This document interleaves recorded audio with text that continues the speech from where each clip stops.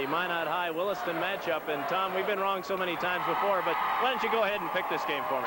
All right, I'll tell you what, I'll take Minot simply because they're playing at home, and I know they've beaten Williston 2 out of 3 times. I think the key for Minot, realistically, is to shoot well, and they rely on 5 kids who all shoot well. The key for Williston, they got to get the ball inside to those big kids. If they can do that, I think the Coyotes could pull off the upset. Okay, we'll see what happens. Let's turn it over to Greg Stein and Jim Olson. Thank you, Roger Degerman and Tom Coyne, and welcome. We're just about ready to go with the second semifinal. I'm not going to put you on the line yet, Greg. A little bit later on, I'll ask you for your pick in this game. Thank you very much. I'd like to hold off a little bit, too. Right now, we want to turn it over to Larry Lauser, who is the public address announcer for tonight's lineups for this second semifinal. Introducing the team hosts, wearing their dark uniforms, the Coyotes of Williston, Selmer Flam. The team host of the Magi, wearing their light uniforms, Larry Bakalenko. Head coach of the Coyotes, Gary Knutson. Head coach of the Magi, Gene Manson.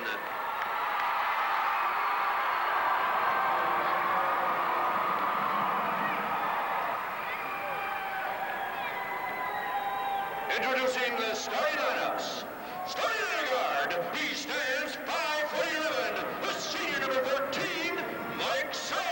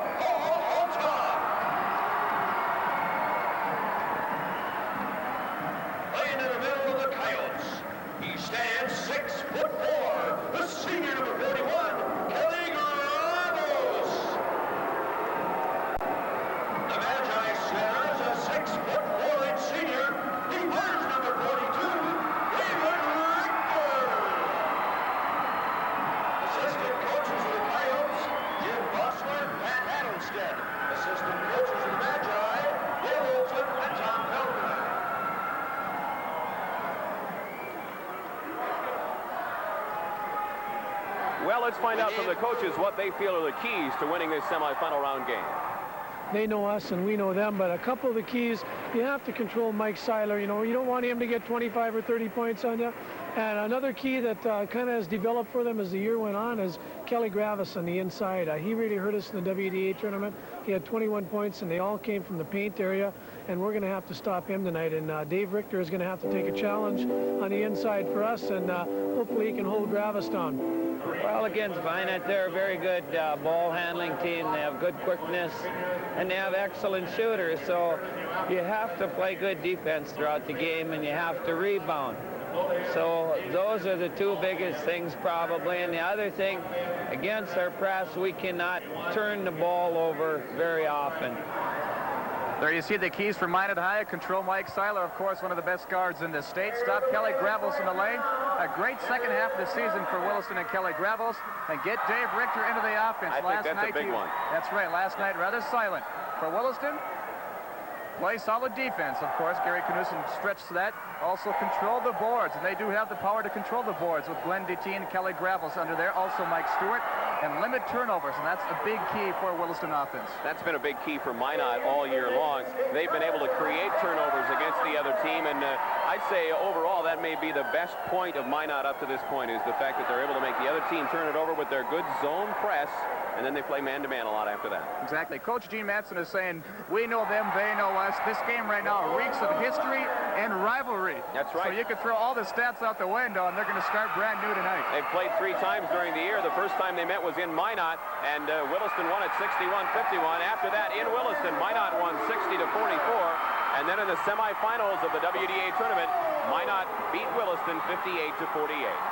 So right now you're going to see Gary Knudsen and his bunch come out and try to slow down the tempo of the game, while Minot High is going to try to get the transition game working with Kyle Magnuson and Ross Manson. And we're ready to go. As you heard the starting lineups, that is how they will start. And we're ready to go. As jumping it up is Richter against the team, and it's controlled by Kelly Gravos. He hands to Mike Seiler, and Williston will start the offense as we look from high above in the MSU Dome.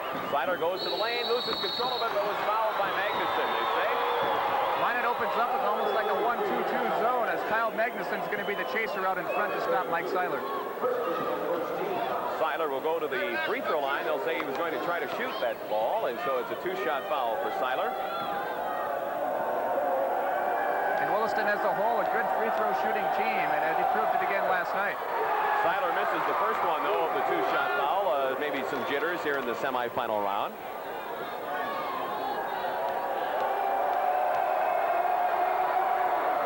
But it's 1-0 now as he cans the second one. Williston with the lead. When they won in Minot, they built a 10-point third-quarter lead. It was a tie game, if I remember right, at half. And then they built a 10-point third-quarter lead and just held on to it to win it. Now for Williston, they got to put a lot of pressure on the backcourt. Also block the inside play of Dave Richter. Look at that move by Troy Nelson. Nelson spinning into the lane. Gives Minot a 2-1 lead. Nelson he had a good 16 game last night against Valley City, and he's starting out hot. That's right. That was 5 points over his average, that 16-point performance last night. This is Gravos. Kelly in the corner, gives it back out in front now, and that's Ron Allard back to Gravos. Driving along the baseline, having some trouble. There was the team, but he got the big left hand on top of the ball and put it down.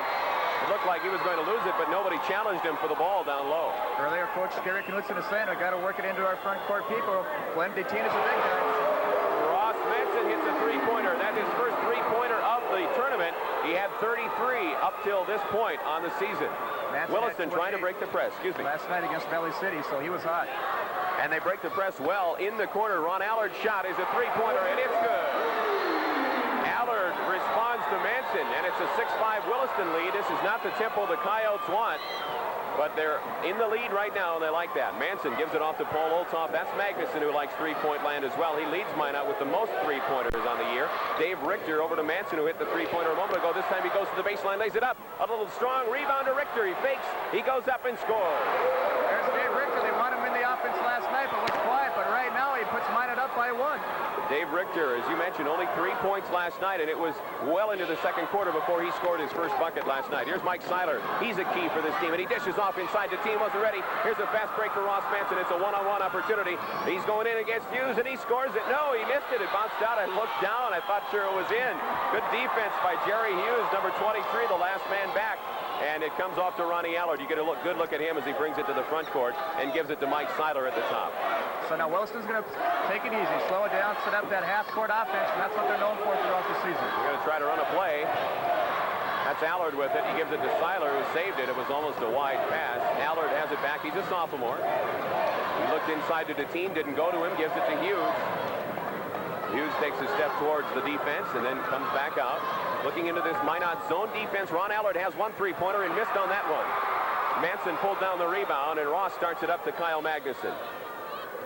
Magnuson likes to shoot on this Minot State University dome floor. He also likes the Bismarck Civic Center, but you give him the ball, he can shoot anywhere. I was going to say, he'll shoot. He doesn't care where he's at. There's a rebound by Richter, and then Manson got it on the rebound, and Manson gets his 5th point of the game. Ross Manson was in a scoring slump at the WDA tournament last week, but he broke out of that last night, and he continues to have the hot hand this evening. He's a good one. You got to watch him all the time. Here's Mike Seiler now at the right wing. He sees Deteen. He wants to go to him. Deteen steps in on Richter and misses the shot. Rebound. Olthoff gets it down. It looked like he was going to tip it out of bounds, but Paul was able to get back control of the ball. Great positioning with Olthoff. He averages about 7 points a game, but he grabs 6 or 7 rebounds a contest. Very important for Minot High. Kyle Magnuson now with the ball. And that's Ross Manson. He has 5 points. Here's Magnuson yet to shoot. He's really settled into his role well with this team, Magnuson has. He knows he can shoot. For a while, he'd shoot maybe a little too often, but he's really settled down well for Minot. Here's Troy Nelson. He made a great move to open up the scoring for Minot. The rebound comes back to Nelson in the corner. He'll try the baseline again. This time gives it to Richter. He'll go in and score with the left hand. Dave Richter now has 4 points. Making a lot of noise here in this semifinal game. Dave Richter, you can see the grim determination on his face. He wanted to be in the offense tonight. 11-6 Minot now, halfway through the first quarter. And Ron Allard has the ball and gives it off there to Hughes. Jerry Hughes back to Ron Allard. He's in 3-point territory. Gives it out to Mr. Seiler, Mike Seiler, the All-State guard. He's a senior now, a 3-year starter for the Coyotes. Over to Ron Allard, a sophomore who will fall into that segment in a couple of years after he plays 2 more years, because he is a good one. At one time when Williston started out playing basketball at the beginning of the year, they had 3 All-State football players on the team. As you see Mike Seiler hitting, but it was Mike Stewart, Kelly Gravos, and also Wade Smith, the running back. Yep. And that time you saw Seiler go up and use the glass nicely. He has 3 points, and it's a 3-point Minot lead as Ross Manson yells out instructions as he comes across the half-court line. As they set up the play now, working against the Williston man-to-man. Manson posted up, and he was fouled from behind by Ron Allard. That'll be a tough assignment for Allard if he sticks with Manson throughout the game. Talking with Williston coaches, you know, Ron Allard only a sophomore. They say once in a while he does make sophomore mistakes, but he's definitely a fine addition to the team. 11-8 Minot with 3:17 to go in the first quarter. TV timeout.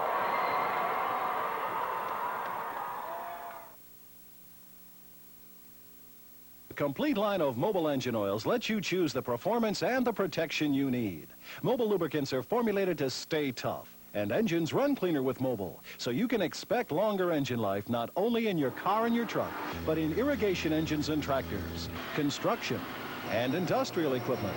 Mobil has it all. Mobil One, Mobil Super, and Mobil Delvac, a complete product line that meets the requirements of any kind of engine. See your Mobil distributor.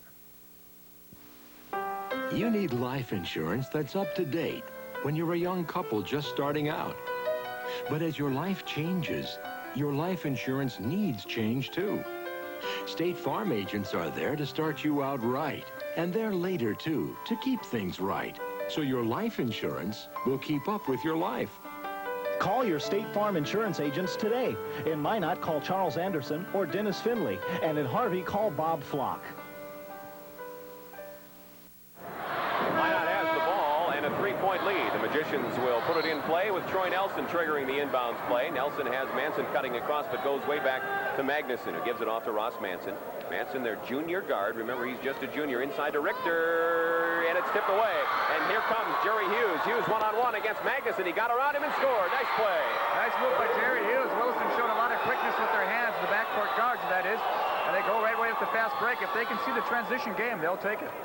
No reason to pass it up, and Manson traveled as the man he was going to pass it to, Troy Nelson, went the other way. He zigged when he was going to zag. At least Manson thought he was going to zag. It's kind of unusual for both teams to suffer turnovers during the regular season. Both teams played well basketball, executed the playmaking well. You don't see many turnovers when Williston and Minot play. There's Ron Allard, the sophomore guard, with the ball, negotiating in the backcourt, gets it up front. Here's the shot by tipped away. Deteen gets the rebound and scores it. Excuse me, that was Kelly Gravos who first took the shot, and then Deteen cleared down the rebound and scored it, and Williston has the lead back at 12-11. They've scored 4 straight. When you have 6'6" and 6'4" in there in the front court, you're bound to get a couple offensive boards. Here's Dave Richter, wants to negotiate inside, but he had the ball just go off his fingertips, and it's another Minot turnover, and Mike Seiler brings it up. Seiler with a 1-point lead now, 2:15 to go in the first quarter. And they'll set up their offense, try to run a play, and maybe get it inside to one of the big men. Ron Allard with the ball, over to Jerry Hughes at the top of the key. Hughes looks into the zone defense that they're facing right now. Minot really has to go zone against Williston because of the height differential underneath. Right, also they want to try to put Kyle Magnuson out on top if they can to guard Mike Seiler. You can count the basket underneath. Kelly Gravos got the basket, and he was fouled from behind by Paul Olthoff, I believe. 34, right. Olthoff got the foul. Check it out. Let's take a look at it again. Seiler feeds a nice lob pass into Kelly Gravos. You can see Olthoff coming from behind, and you're following Kelly Gravos. Gravos right now can have a chance to make it a 3-pointer, but the front court of Williston has 6 points so far in this ballgame. All 5 starters have scored for Williston right now, with Gravos getting that bucket. And he makes it a 3-point play. And that gives him 3 points on the game, and it gives Williston a 15-11 lead, and they will make a substitution as Wade Smith checks into the game right now. And he's a three-point threat. Wade Smith, he can bomb from the outside. He's a senior, 5'9", and sitting down was Ron Allard. This is Ross Manson over to Richter. He's dangerous from along that baseline. He thought he had Nelson cutting in, but they threw it away again. Minot has 3 turnovers, I believe, the last 3 times down the court. That's something unusual, as we talked about before. Both coaches have a lot in common. Not only I think they like coaching in Minot and Williston respectively, but this is the 7th year at each high school for the head coaches this year. Mike Stewart checked into the game for Williston, and it looks like Bravo sits down now. All right, Deteen and Stewart are the twin posts down low right now for Williston. With the ball is Mike Seiler, their great guard. Inside to Deteen, he gets it over Richter, but it doesn't fall. The rebound, Ross Manson wanted that one and got up and took it away from his own teammate. Manson brings it down. They're trailing by 4, Minot is. There's Kyle Magnuson, got it away from Deteen, over to Ross Manson in the corner, fakes the shot from 3-point land, goes in along the baseline, misses it, and with the rebound, and a good rebound it was Mike Seiler. I thought I heard a whistle. Seiler gets the ball up front court. Mike Seiler averaging 18 points a game, but he also averages 4 rebounds and 4 assists per contest, so he can board. There's Deteen in the lane, turns around, misses it, and Manson gets his 3rd rebound of the game, and Ross will bring it up to the front court. He's averaging 5 boards a game. That's Troy Nelson. He finds Olthoff in the middle. He scores off the glass. Olthoff coming in, averaging 7 points a contest. He had a great game last night against Valley City, and he gets his first 2 of the ball game here.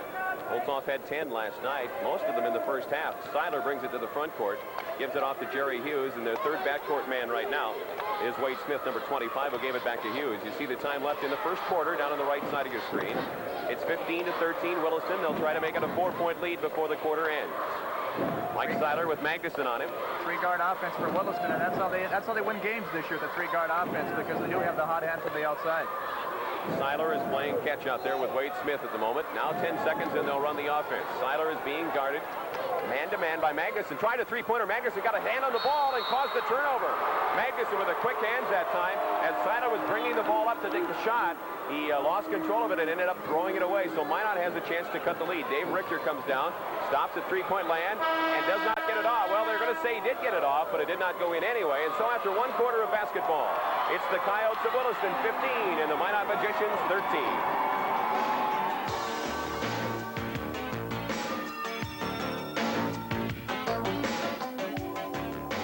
Moving yourself can be an adventure. Wrestling a big truck for all those miles with everything you own, where anything can go wrong. That's a moving adventure. But there's a new way to move from North American Van Lines. It's called We Drive Moving Service, and it makes a professional move affordable. Because you pack, inventory, and help load, then an experienced North American driver takes over at a competitive, guaranteed price. For top quality moving service in North Dakota, call Bud's North American and let them move your treasures. Wouldn't it be great if you could picture the future? At Bismarck State College, we give you the education of a lifetime in over 60 career areas. We offer the finest vocational and technical training in the region, academic transfer courses, and the individual attention you need to succeed. So the next time you're trying to picture the future, picture this. It could develop into something great. Bismarck State College. Taking care of people means taking care of you. Making sure you're healthy is the only thing we do. When you need us, we'll be there, 'cause we know how to care. We know how to care for you. At Trinity Medical Center in Minot, we know how to care. It's a 2-point lead for Williston over Minot High as we start the second quarter. And Greg, anything that caught your eye in that first? Well, what really caught my eye was the front court play of Williston, how they're trying to now, after Dave Richter started out scoring 4 points early, they're trying to do a good job of blocking him out. Plus, they're doing a good job of getting into the offense now for Williston. Ron Allard has checked back in the game for Williston. That's the only change since we went away. Minot has yet to bring in a substitution. They're starting 5 still in there. Troy Nelson with the ball right now. Nelson started out the scoring for Minot with a move something like that. Although this time he didn't get the ball out of his hands before he landed again. Not quite enough hang time there. 15-13, Williston out in front of Minot. We talked about the turnovers now, and 4 it seemed like in the first quarter for Minot High, and they start right now in the second quarter as Troy Nelson tries to drive the lane. Ron Allard will try to bring it up one-on-one against Nelson, and he does it and gets it into the front court. Minot looks like they have set up in a man-to-man now defensively. We'll see how they stay in it or not. It's Jerry Hughes with it. Now it's back into that zone. In the corner, that was Seiler. He decided not to shoot, but Gravos will over Richter. Rolls off, no good. Rebound, pulled down by Richter after Nelson tipped it. And coming out with it is Ross Manson with a chance to tie the game. It's 15-13. Magnuson is the only player of the 10 starters who hasn't scored. There's Richter. He was open. He goes in. It does not roll in. The foul called on on Mike Stewart. Stewart with his first personal foul. Mike Stewart also has limited playing time last night, also this evening, because he's bothered by a sore left ankle. He sprained that earlier this week. There you see right now Richter going up, and Stewart wanted to go up straight up with him, but he did get the contact on the hand. Notice the tape on his ankle, as you said, Greg. He's maybe not 100%. Dave Richter at the free throw line now for the Magicians. Leaves his first one short. It's a two-shot foul. Richter, pretty good free throw shooter, about 78% or so. See if he converts the second, and he does. So Richter has 5 points. He's tied with Ross Manson for the lead in the scoring department. It's 15-14 Williston. And Mike Seiler brings it to the front court. Seiler got fouled from behind by Magnuson. That's his second personal. That's a silly fall there. It was a reach and in fall as Seiler went right around Kyle Magnuson, and Magnuson tried to reach in to pluck the ball away, but he picks up his second personal. And only the second third-team foul against Minot. Seiler will trigger the inbounds play here now as Williston stacks it up high and gets the ball inbounds to Ron Allard, the sophomore. Glenn Deteen getting ready to check back into the game of the next dead ball for Williston. That's Mike Seiler. He hasn't been quite as assertive as he was last night in the quarterfinal win for Williston over West Fargo. Jerry Hughes with it now, and that's Ron Allard.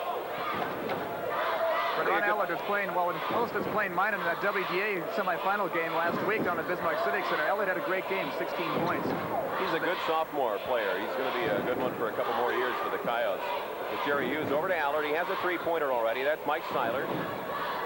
Seiler gets around Magnuson, stopped from about 8 feet, but left it short, and the rebound foul on Stewart. Mike Stewart over the back underneath Troy Nelson there, as Troy Nelson had great position on the rebound, and Stewart just kind of went right over his back and tried to get the offensive board.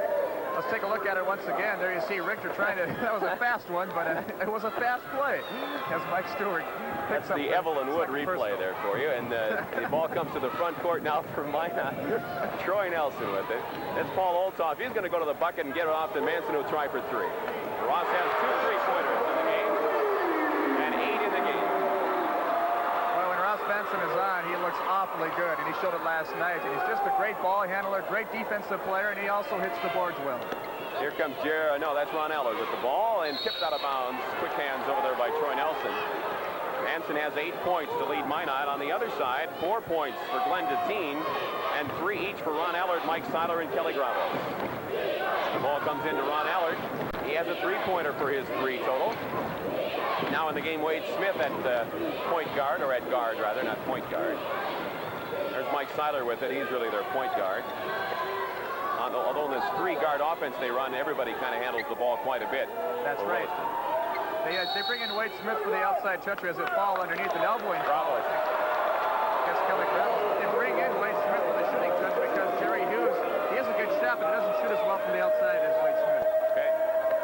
Troy Nelson will toss the ball in as you got a good look over there on the bench at Gary Knutson for Williston, their head coach. It's 17-15, Minot's in front. 5 minutes to go here in the second quarter. Troy Nelson with the ball over his head, gives it off to Olthoff and gets it right back. He'll go inside to Richter. He wants the bucket.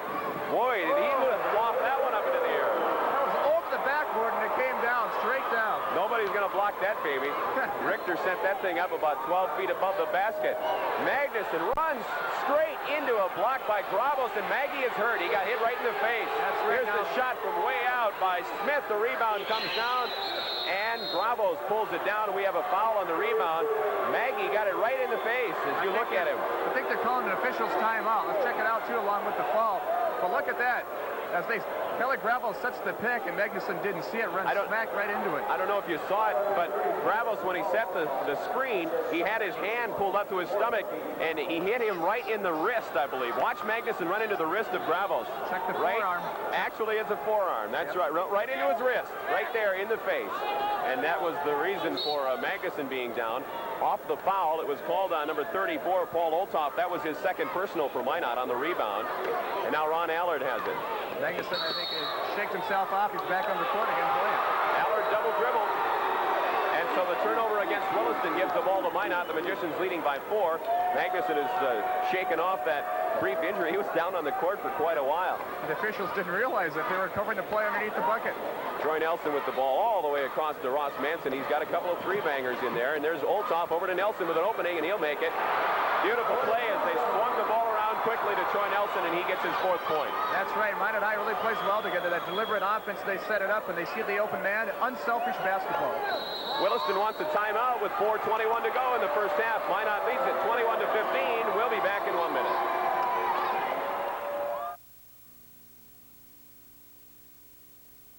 My new Taurus is a great-looking car, but the real beauty is when you get behind the wheel.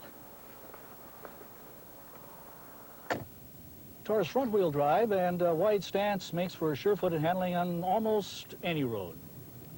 And the Taurus is from Ford, builders of the best cars and trucks in North America. Cars and trucks that go the distance, and you'll find them at the dealers that go the distance. Your hometown Northland Ford dealers.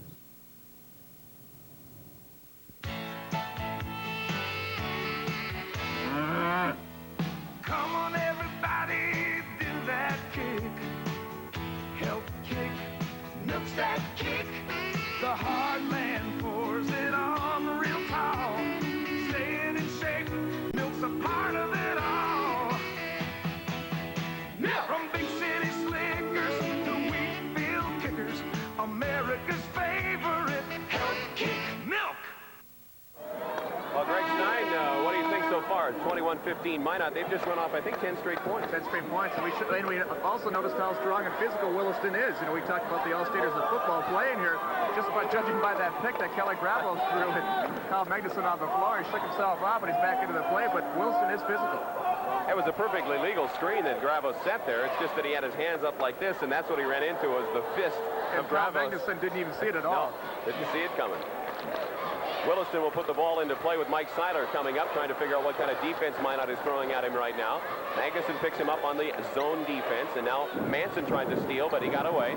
And over along the corner in a little bit of a trap was Allard, but he got fouled by Manson. And I say that Manson pushed on him, and that's Ross's first foul of the game. And I think have him out of bounds, try to get him closer to the out-of-bounds line, so there's a shoving foul on Ross Manson. That brings on the bonus now for Williston. And so for the first time, they'll get the one-on-one opportunity, and Ronnie Allard will be the man who will step up with that opportunity. Williston really made it interesting last night at the second half of their win over West Fargo when they had a pretty big lead. They missed a few one-and-one fronts, and they don't miss this time, though, as Allard gets it down.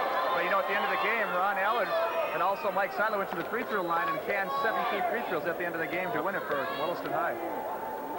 And there's a good look at the sophomore. The second one rolls off no good, and Olthoff pulled the rebound down, handed it off to Manson. Way up high, we look at it for you. And here's another three-pointer for Manson. Bingo! Manson is something else. That's 11 points for Manson. He's got the touch tonight. They're having a hard time getting the ball in. They just beat the 5 count. The team got the pass at the last possible second from Wade Smith. And now the ball is in the hands of Mr. Automatic, Mike Seiler. He'll get it into front court no matter what happens. Seiler over to Wade Smith. Defensively right now for Williston, they have to come out and go against the backcourt of Minot High, but that's going to leave the inside people of Richter and Olthoff and Troy Nelson open. Ron Allard's three-pointer bounces off the team, though. Skies for the rebound, goes back up, had Richter in the air, but decided not to pursue it, and it comes back out to Ron Allard. Kind of an interesting view from way up high here in the dome. That's from the press box right there. Yeah, I'll let the sky cam along with the one we have in the area hallways here at the Minot State University Dome. We got him everywhere. A nice block over there by Manson, but the rebound came down over to Gravos. He gets it back out to Allard. He got Olthoff in the air, but Olthoff blocked it anyway. Here's Magnuson coming down. He decides not to pursue the one-on-one against Mike Seiler. Maggie has not scored yet for Minot High. That's Troy Nelson over to Dave Richter from about 18 feet. No, it bounces off the rebound to Olthoff, though, and you mentioned how important his rebounds are, Greg. He'll lob it inside now to Richter. He wants to score, and he will. Nice one-handed roll in there. He had the soft touch going inside the lane. 9 points for Richter. It's 26-16 Minot. The Magicians now are in the middle of a 15-1 run over Williston, and that's what they can do to you. They get you in spurts. We talked to Jim Bosler last night, and he said if we can just avoid those runs that Minot likes to make, we'll be in good shape. But they're in the middle of one right now. And they do it quietly, too, because look at the scoreboard, and all of a sudden it's a 10-point lead. That's what Bosler said. He said, you know, all you have to do is come down. You don't make any mistakes. You maybe just miss a shot or two, and all of a sudden you got an 8-point run looking at you. And right now, with the ball way over on the other side is Wade Smith. Smith over to Seiler. Seiler with some nifty dribbling will try the three. No, it comes off to Richter. He hands it off to Ross Manson. A chance for a 12-point or 13-point Minot lead. Make it, no, 10 still. Deteen clears off the board. Maybe a little faster than Minot would like to shoot that time. They want to get somebody underneath there for a possible rebound. It's interesting to see at halftime what the field goal percentage is for Minot High. They got to be shooting pretty well. Meanwhile, Williston is not shooting well from the outside at all, while Glenn Deteen hits the paint. Glenn Deteen gets it to go down. He has 6 points now, and it's an 8-point Minot lead, 26-18, with a minute and a half to go in the first half. Minot has played the same 5 this entire half. Troy Nelson with the ball. He finds Richter opening up underneath, and he beats Gravos with the left hand. Richter, a versatile basketball player, go right-handed or left-handed. He show you what he can do with the left-handed. He laid it up right off the glass. One of the keys that Mr. Manson, Gene Manson, said before the game was that they want to get David Richter into the offense. I'd say he's in. He's got 11 points. He's in. 28-18 Minot with a minute to go in the half. That's Kelly Gravos up over Olthoff. Nice shot. He's got 5. Kelly Gravos had 18 against West Fargo last night. He's got 5 this evening. You get him with that 4- or 5-foot jumper along the baseline or inside the paint, he's almost automatic. Saw Gene Manson signaling that he wants to go for one shot. That's Dale Olson to the right of him on your screen, their assistant coach. And so Minot will go into their weave. They've been known to open people up underneath the bucket off with this weave. We'll see what happens. Troy Nelson giving off to Olthoff. He decides not to pass it. Olthoff dribbles, gives it off to Richter, and it's 30 seconds to go in this first half. Minot leads it by 8. It's 28-20. They like the weave because they are great shooters, and each one of the team is quick. Right. They can set up the transition for the easy layup. Kyle Magnuson hands it off to Richter. Back to Magnuson. Down to 15 seconds now. There's Troy Nelson with it. Over to Olthoff. 8 seconds. And a foul underneath is called on Kelly Gravos. And that will send Dave Richter to the line as they're now in the bonus. Gravos with his second personal foul. That's right. Mike Stewart has 2, Gravos has 2, and Ron Ellen has 1 to make 5 team fouls for Williston High. And so Dave Richter, who was 1 for 2 from the free throw line, will go there for the 3rd time in the game. It's another 2-shot foul opportunity. We have a substitution for Minot High. Checking in is number 40 for Minot High Magicians. That's Brad Ziegler, junior at 6'4". Ziegler was a starter at the beginning of the season, but he kind of lost that starting position to the man he just replaced, Kyle Magnuson. Richter has a 1-and-1, they say, not a 2-shot. My error. But there's Manson with the rebound. He didn't get it to go down, and then he fouled as he went. Deteen fouled him, backing into him. They'll say Deteen backed into Manson. Manson had the layup and missed it. Deteen didn't have position on the defensive board, and he tried to make position, but Ross Manson is right inside the lane going up for his own stick. And Glenn Deteen gets called for the pushing. I thought they were going to get Manson going over the top. Manson's 6'1". Deteen is, 6'6". But they'll say that Deteen backed into him. Makes a difference when you have position. Right. That's the key to the ball game. Ross Manson now will go with the bonus, and he hits the Ross Manson has 3 3-pointers, a 2-pointer, and a free throw. That's about 12, I think. That is exactly 12. Good math, Jim Olson. Thank you. Manson makes it 13 for his total and a 10-point Minot lead. Williston has a chance to get it down court. They have 5, 4, 3, 2. Ron Allard will get the shot off in time. No, it's blocked. Dave Richter got a hand on it and sent it off errantly. And so, after 16 minutes of basketball, our score is Minot 30 and Williston 20. Halftime activities with Roger Degerman and a cast of thousands coming up.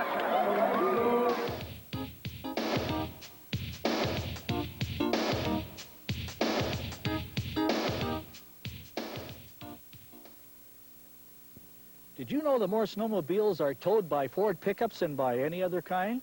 It figures. Ford sells more pickups than anybody else, and a lot of these quality trucks are built in St. Paul where they know what winter is really all about.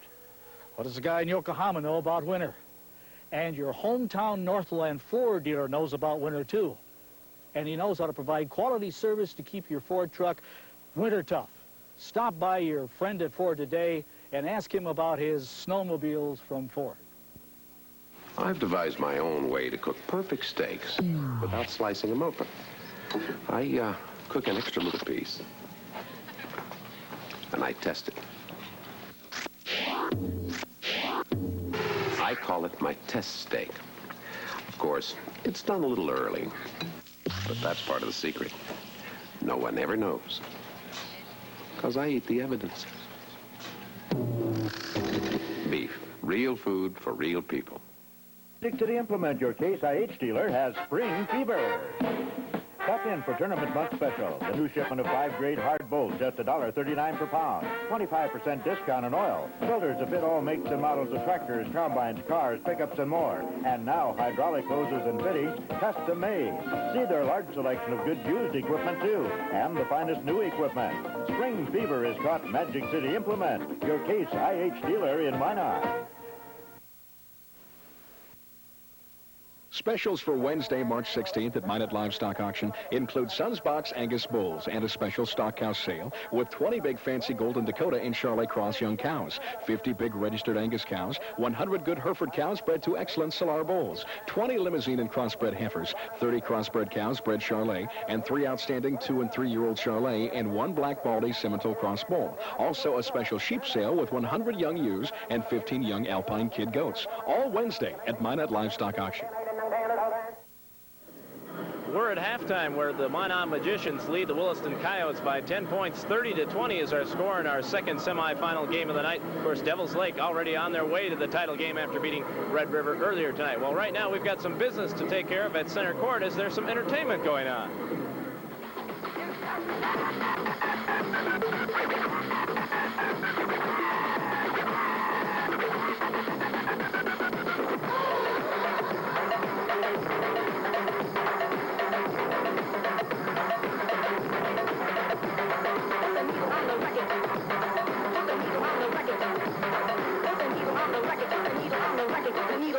When the drum beats go like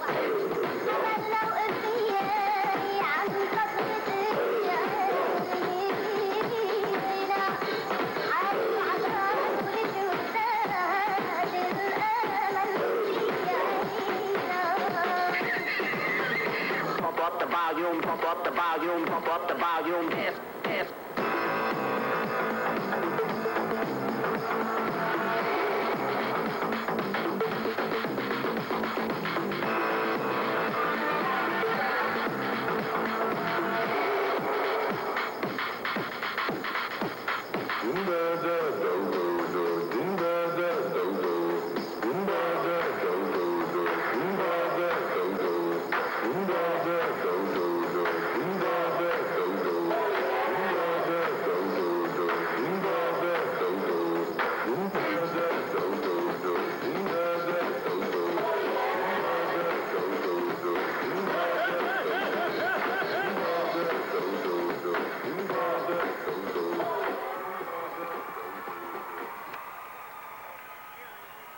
That was the Minot Central Pom-Pom team performing at halftime. Minot on top by 10. We'll be back with more in a moment.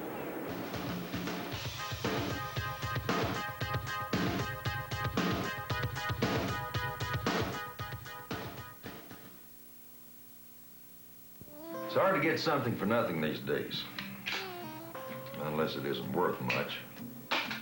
That's why the Farm 40 Free Sweepstakes sounds so good.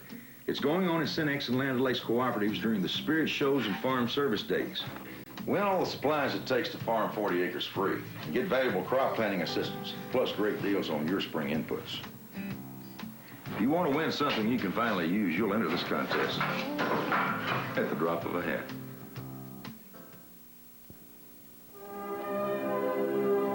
These are the faces of North Dakota. Hard-working people who've made the most of our abundant resources. North Dakota's banks have had an important role in our state's growth. And again this year, we're pleased to help bring you statewide television coverage of the high school basketball tournament. We're proud to bring you these games, and prouder still to provide the kind of attention and personal interest offered only by your full-service North Dakota Bank. Your nearby H.E. Everson stores, the place to keep ahead of winter. The people at H.E. Everson have everything you need to make your winter a little bit easier. Like these tough new 825 day starter batteries. Just take a look at the few of the rugged features you'll find in every day starter. Quality construction and dependable power will get you going every winter morning without worry. So when you need top power and super dependability, look to a brand new 825 day starter at any of these quality H.E. Everson stores. North American Trailerama is holding their annual recreation vehicle celebration. This sale is just in time for your summer vacation plans.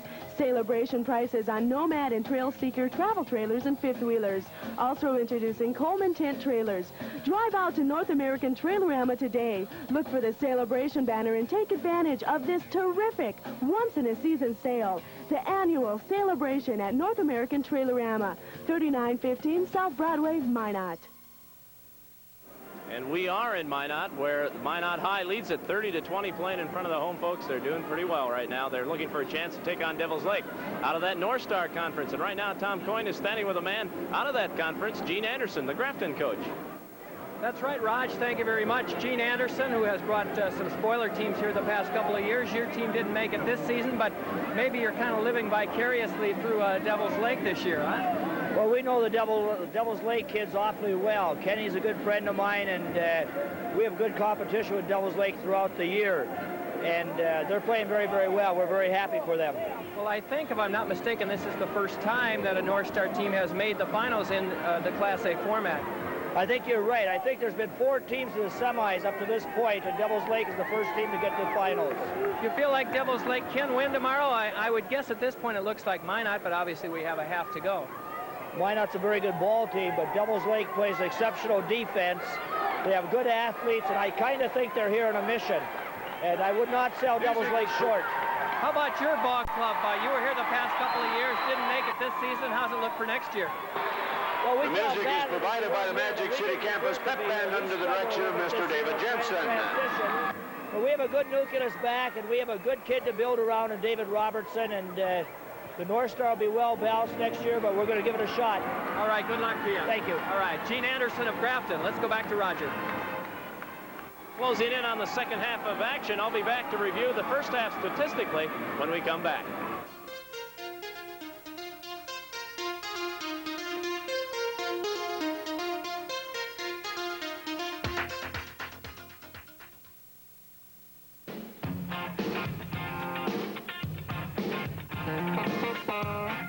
The 1988 Boys Basketball Class A Tournament is brought to you in part by your Northland Ford dealers. Have you driven a Ford lately?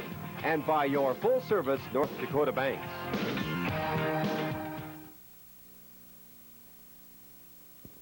My new Taurus is a great-looking car, but the real beauty is when you get behind the wheel. Taurus front-wheel drive and wide stance makes for sure-footed handling on almost any road. And the Taurus is from Ford, builders of the best cars and trucks in North America. Cars and trucks that go the distance, and you'll find them at the dealers that go the distance. Your hometown Northland Ford dealers. Running a tractor on ordinary diesel fuel is kind of like eating cafeteria chili. Just no spunk to it. But with Fieldmaster TQ Ford diesel fuel, I get spunk to spare. Oh, I've run some other diesel fuels through my tractors, but I just don't get the power. Get a lot more smoke, though. Get a lot more work hours out of the tank of Fieldmaster TQ Ford, too. Quicker starts. Quicker warm-ups.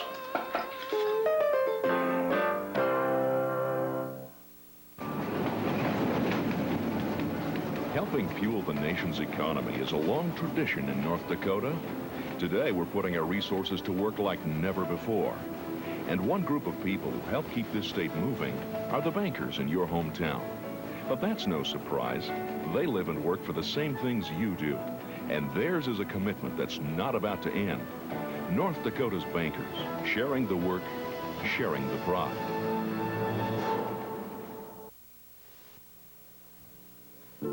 Make a Schwinn Airdyne from Val Schwinn Cyclery part of your fitness program. There's nothing like it in the world. Work your arms and legs together for total aerobic exercise. Work your upper body using the hand levers. Push and pull to work your torso, or twist to exercise your waist and back. A Schwinn Airdyne can help you work off 300 calories in a 20-minute workout. The efficient way to total fitness is the Schwinn Airdyne. Test ride one today at Val Schwinn Cyclery, 222 East Central, Minot. Okay, just about a minute to go before we resume with our final 16 minutes on our semifinal night. And right now, Tom Coyne, it looks like Minot is getting what they need to do right now done. And we're playing in front of the home folks. It looks like their game. Well, I think it's no surprise that Minot is shooting well here in the first half. We're going to take a look at statistics. They shot 60% in the first half.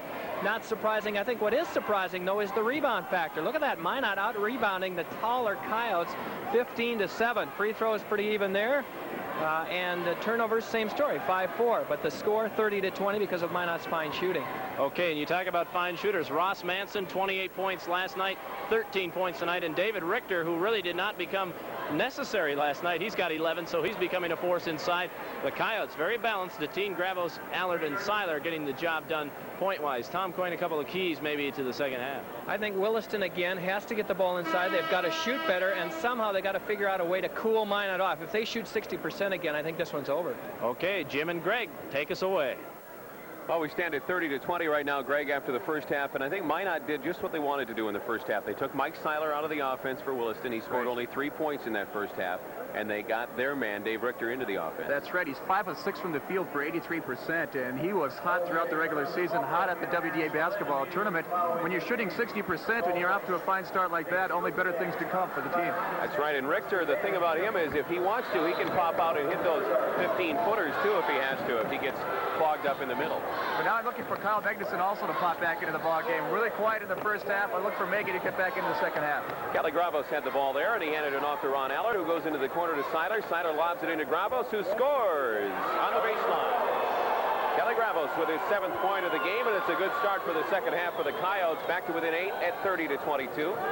Gravos averaging 8 points a game, had 18 last night, and he right now, as Jim mentioned, he had 7 right now. Ross Manson is posted low, and he goes up and scores. Ross Manson with 15 points now. He is on Ron Allard, as we mentioned earlier, in that Williston man-to-man, and he wanted to post low on him that time and took him down there and beat him. He's also not afraid to go up against the bigger guys. I know he's on Ron Allard, but he'll also go against Kelly Gravos and Glenn Deteen and take it right to the hoop. With the ball now is Jerry Hughes over in the corner, and he wants to try for 3. He was short. The rebound was ripped out of there. Nice rebound by Troy Nelson, and the lefty starts up the left side. He'll go all the way. Stop with the 8-footer. It bounces off no good. Deteen got over with the rebound, and then he was out of bounds on Seiler. Seiler stole it from Richter underneath there, but Mike had his foot on the baseline. Smaller Seiler creeping into the picture on the baseline, steals the ball away from Richter, but he had his foot on the out-of-bounds line. So turnover again there for Williston. Don't let that happen. Wade Smith checks in for Jerry Hughes. Oh, no, they'll change it around. Ron Allard will go out. Hughes started to go out, but Ron Allard instead exits. And now Minot will put the ball in bounds, or in play, excuse me, to Magnuson. Over to Ross Manson, who had 3 3-pointers in the first half. Goes to the baseline, gives it off to Maggie. Here's his first attempt, and he scores it. Like I told you before, Jim, they want to get Maggie back into the offense. I know he's going to make some noise here now in the second half. That was his first shot, if I remember right. We can check the stat sheet, but Magnuson with his first points of the game. His first shot, he's 1 for 1. All right, 3 points for Magnuson, and it's a 13-point Minot lead at 35-22. But open is Gravos. He goes up. Oh, he shot it too hard. Rebounded to Deteen, and he scores it. Glenn Deteen got the weak side rebound that time. He has 8 points. Coach Gary Knudsen is getting some scoring from the front court. Glenn Deteen and Kelly Gravos. Gravos has 7, Deteen has 8, as Jim mentioned. 35-24. Minot now with 6:15 to go here in the third quarter.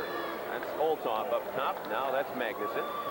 And there's Ross Manson. He'll step into 15 feet and hit it. I was just going to say, you know, it's Wilson right now switching to a man-to-man defense, but it didn't seem to help. Get a look right down the uniform of Ross Manson there from up above. And here's Glenn Deteen with a left-handed dribble to the front court. You can tell they don't want him with the ball too long, and he hands it off to Wade Smith. And now the offense will start operating for Williston, down by 13 once again, 37-24. Inside to Gravos, that's where they want it. He turns on Richter, and it rolls off no good. Rebound is called a foul against Deteen as he reached over the back. And Deteen got his second personal foul in the exchange. That's the first team foul for Williston here in the second half. As for foul problems, nothing really to consider for Williston. 2 for Gravels, 2 for Deteen, and 2 for Stewart. It's been a relatively foul-free game so far. Ross Manson sees an opening. He gets cut off along the baseline, though, by Jerry Hughes. Nice defense. Here's Magnuson's second shot of the game. It was short. The rebound and a foul on the rebound, and I think it's going to go against Mike Seiler. That's right. Well, shooting 50% is not bad from the field for Colin Magnuson. Mike Seiler picks up his first personal foul. 37-24 Minot. Second team foul on Williston. Minot has yet to foul in the second half. Troy Nelson with the ball. He will trigger the inbounds play over to Richter. Right back to Nelson. He's all alone. Oh, pretty play. Just caught Williston off guard as Troy Nelson stepped inside of the playing floor, and he just passed it right back under the lane to him. Somebody took a nap on that one. 39-24 Minot. There's Ron Allard, gets away from Ross Manson. He might have gotten fouled by Manson, but got away with it. Here's Allard to the baseline. Stops and looks for someone to go to and finds Mike Seiler way out on top. He has to start asserting himself in this second half. He tries for the shot. Magnuson gets his third personal. Me, he says? I thought it was Troy Nelson that slapped the head of Mike Seiler, and so I thought there was a good argument there by Kyle Magnuson, but Magnuson picks up the fall. That's his first personal. Third personal for Kyle Magnuson. He picked up 2 fairly early in the first half. Check that. Stand corrected. And it will, they're trying to decide right now if he was shooting or not. We'll check the replay, and we'll be able to tell you. They're going to say he was shooting. It's kind of tough from this angle to check and see if it was Magnuson or Nelson. I thought it was Troy Nelson that slapped the hand of Mike Seiler when he's going up with the shot. Seiler will get 2 free throws. He's 1 for 2 from the free throw line. Did that go in? I didn't see it. I was looking. That went in. Thank you very much. You're a good man. Watch Thank you. Tell my folks that. I'm working on my math here. Seiler will try the second one, and he's 3 for 4 from the free throw line. He only has 5 points in the game, and I say only because he averages 16. 39-26, Minot by 13 with 5 minutes to go in the third stanza. Richter sets the screen for Magnuson. Magnuson still with the ball, goes to the free throw lane area, over to Troy Nelson. He's been hot, but he shot that one too hard. Rebound comes off to Seiler. Way up in the air for that one. And Mike will start it down quickly into the offensive court. Seiler is being guarded by Magnuson in that Minot zone right at the moment. Into the corner it goes. Here's a shot from over there by Smith. A three-pointer. We talked about bringing Smith in for the three-point range. He is a good three-point shooter. And now Williston needs that kind of offense from the outside to get back into this contest. His first points of the game makes it a 10-point game at 39-29 Minot. That's Troy Nelson. And that's Kyle Magnuson. And you know who he is again. Troy Nelson with the right-handed dribble this time. And he picks it up and gives it over to Magnuson. Magnuson has Richter posted low. Richter will go to the baseline from 12 and shoot it too hard, but he got the roll. The friendly rim on that one for Richter. He has 13 now on the game. Rather quiet for the first 4 minutes of here this third quarter, but now he's back into the offense for Minot High. Back to a 12-point lead for the Magicians, 41-29 with 4 minutes to go here in the third quarter. We're halfway through the third. In the corner, Wade Smith, but stepping out on him was Manson. Meanwhile, the three-pointer by Jerry Hughes. Excuse me, Ron Allard, 21 instead of 23. Allard gets the three-pointer. 2 quick three-pointers. A great way to get back into this contest. Yep. Down by 9 only now. Allard has 7 points in the game now as Ross Manson brings it front court. Gives it off to Olthoff. He'll go to the free throw line and give it off, though, to Magnuson. Troy Nelson all the way across to Ross Manson. He wants to go in. He challenges in there, and he scores as he got it over to Deteen. We talked about going up against the big people, Williston High. Ross Manson is not afraid to take the ball to the hoop. Switched hands in midair that time and got it past Deteen, and it now his 19th point in the game, and it's 43-32 Minot. Ron Allard with the ball. He just had that three-pointer. Manson has a hand in his face, but open on the side was Wade Smith for another three-pointer. I would think that Minot may make a change, and in fact, Gene Manson just pops up off the bench, and he is angry with his team. 43-35. Minot leads it with 2:57 to go in the third. We'll be back. I've got a lot invested in this place, including the equipment. So I'm particular about maintenance, and I'm very picky about the kind of oil I use. I depend on this machinery, not to mention the family car, so it's mobile all the way. Mobile 1 and Mobile Super for the cars, Delvac for the tractors, trucks, combines, and irrigation engines. Oh, there's lots of reasons to use mobile, but for me, there's just one: protection for my investment. At Big A Auto, you'll find everything you need with one-stop service for all your automotive, light truck, or industrial needs. Ron at the Big A Machine Shop can help you with flywheel grinding, boring of blocks, complete cylinder head reconditioning, brake drums, rotors, and head planing too. The Big A Machine Shop can fix anything. Just ask for Ron. Big A Auto, one-stop service on 425 Burdick Expressway East, 2 blocks west of Shields Hardware. Well, the story is this, 2:57 to go in the third. It's 43-35. Minot is out in front. Both teams are trading buckets, but right now Williston's getting the edge with the three-pointers. 3 three-pointers in the past minute and a half of the ball game, and they're slowly creeping back into it now, down by 8, as you mentioned. There you see the Coyote almost sans head there. Taking a breather, gets a little warm in their old costume. Ross Manson will bring it up with a left-handed dribble from Minot. He runs into a double team and gets it over to Magnuson. Magnuson takes the shot, does not take it, gets it off to Manson. 2:45 to go here in this third quarter. Manson into the corner on the screen, and a foul on Ron Allard as he ran right into Richter's screen. And Ron Allard picks up foul number 2.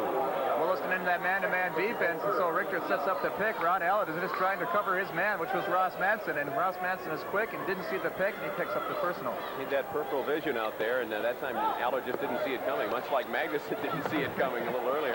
Inside it goes to Richter, but he was fouled before he got the ball. Kelly Gravos, that's 3, I believe, on him. Yes, it is, his third personal. Gravos was slipping on the floor, and you knew he was going down, so he tried to grab Dave Richter to keep him from going toward the bucket, and he picks up the personal there. That's football again, isn't it? That's Troy football, Nelson that's gets right. it inside, or outside, rather. That's Magnuson with it from Olthoff. Olthoff steps in, gives it off to Manson on the baseline. He'll try it, and it rolls off. No good. The rebound off Seiler's hands, but Minot will get it. Or, excuse me, Williston will get it. It was tipped out, they'll say, by Troy Nelson. Their crowd didn't like the call. Wade Smith checks back into the game now for Williston. Gene Manson didn't like the call either. Smith has hit a couple of three-pointers here. Full court press right now for Minot High. They're going to put the pressure on. Smith will pass it into Glenn Deteen. Deteen doesn't know what to do with it at the moment. He finds open, though, Ron Allard. And Allard will bring it across the timeline, trailing only by 8, 43-35. We've got a lot of time left for this to become a good ball game. Wade Smith, it's been a good ball game, good scoring game. Wade Smith with it inside to Glenn Deteen. The lefty tries it. It bounces off no good, and the rebound by Ross Manson. It's fun to watch the team leaders because they love to take charge. Manson and Olthoff had a shot at the rebound, and Manson just went up and took it right away from him. He directs traffic out on top. He'll hit the boards hard. We haven't seen Mike Stewart in the game for Williston, and you see the team doctor over there right now working on Mike Stewart's ankle on the bench, and so we have to wait and see if we can see if we can get back in the ball game. Nice play. Troy Nelson got 3 on the pass from Manson. Beautiful setup that time. I was going to mention that Manson is being picked up now instead by Mike Seiler defensively. As we had mentioned earlier that Ron Allard was on him, but Seiler has him now. Talk about a matchup to talk about, you know. It's just Seiler against Manson. That's Wade Smith over there. He has a couple of three-pointers in the second half that has helped to close the lead to 10 for Minot, 45-35. Allard in the corner. They'll say he walked. He lifted up that pivot foot, I guess. He doesn't agree with the officials. Sometimes the officials can get faked out a little bit by the upper body, but they'll say that he lifted up his foot on that one. I think it was a good call. He did a little shuffle before he started the dribble and turned over Williston High. Troy Nelson with it now with a chance to give his team a 12-point lead. Or at least to start a play that might lead to that. Nelson is being picked up by Seiler now. There's Manson, and Smith is on him. Magnuson has Allard. Nagy just about tripped. Tries to go cross-court with a pass. Seiler with a nice steal. Seiler will start a 1-on-3. Oh, what and he had it blocked. No, foul. It's called on Richter. No, who was back there? It was Olthoff. Sorry. Olthoff gets the foul. A 1-on-3. He just brought the ball right over Ross Manson's head and threaded the needle down the lane, but he picks up the ball, and back to the free throw line goes Mike Seiler. Look at that on the screen again. Right over Ross Manson's head. Oh, maybe took a little walk along the way, That's an NBA-style layup. Yeah. So. A nice attempt at the block by Olthoff, and a 2-shot foul now for Seiler, who's 3 for 4. Let's make it 4 for 5 from the free throw line. But 4 of his 6 points are from the free throw line, and that is not the way they want to have him in the offense. They want him outside. He can hit the three-pointer, and he just dazzles everybody here at the Minot State University Dome with his ball handling. And he had just a wonderful play that won a first-round game against Dickinson in the WDA, too. They cleared out an area for him, and he took advantage of it. He has 7 points now, Seiler does. It's 45-37, Minot out in front. Full court pressure now from the Coyotes. Magnuson will work against it and give it off to Mr. Ross Manson over there, the junior. Manson to the front court to Magnuson. Chasing defense now for the Coyotes. Jerry Hughes looking Magnuson right in the face. Dave Richard comes all the way out to about 30 feet from the bucket to get the ball. They'll just hold on to it. Williston needs to apply the pressure since they're down. 8 points behind right at the moment. Minot into their modified weave at the moment. That's Magnuson getting over to Troy Nelson. Manson will come around and pick it up from him. 22 seconds to go in the third quarter. Minot wants to extend it to a 10-point lead. That would equal their halftime lead. Here's Richter with the dribble, 15 seconds. Olthoff, Magnuson, and they'll start the offense. Manson is trying to post up low. Magnuson goes around everybody all the way by, turns around, shoots it in. Now it comes off. Gravos gets the rebound, and the half will end, or the third quarter rather will end. Minot leads it. Our score is 45-37. The Magicians leading the Coyotes. 8 more minutes of basketball to go in the semifinal round.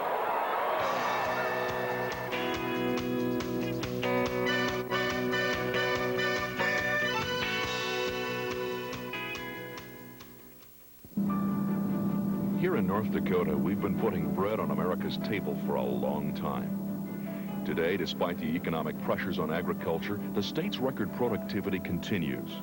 And one group of people who help keep things growing are the bankers of your hometown. They've got deep roots in North Dakota. They live and work for the same things you do. And their commitment will go right on from one harvest to the next. North Dakota's bankers, sharing the work, sharing the pride. Clute Office Equipment has supplied your business with the tools to keep you out in front for 40 years. Clute's professional sales staff will show you how to increase production and at the same time simplify office procedures while Clute's trained service staff help things run smoothly. Whether you need office furniture or word processors, Clute Office Equipment can help. Clute Office Equipment, for 40 years, they've supplied the tools for your business.